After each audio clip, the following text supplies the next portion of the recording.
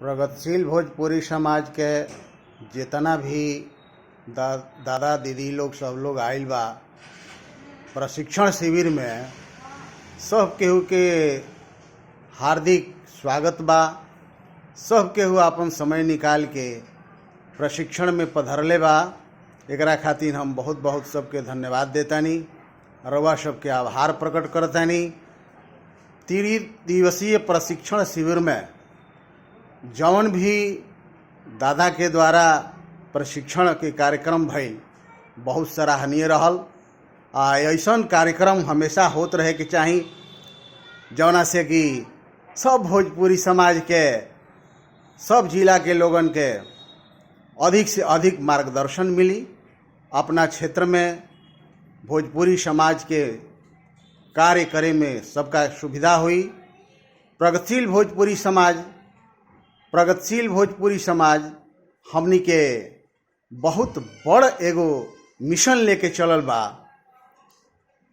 भाषा के मान्यता, जहाँ पर अपना भाषा के मान्यता नहीं खे ओजा सर्वांगीण विकास नहीं खे।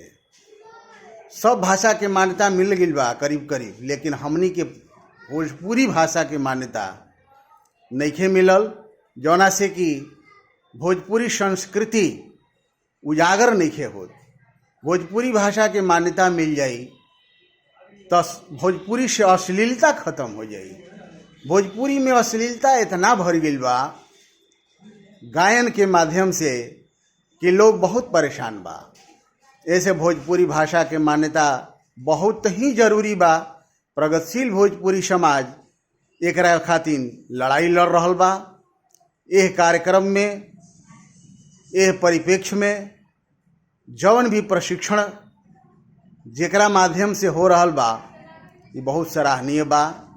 हमनी के आदर के जोग जितना भी लोग जुटल बा ये सब केहू के धन्यवाद देतानी, सब केहू के आभार प्रकट करतानी।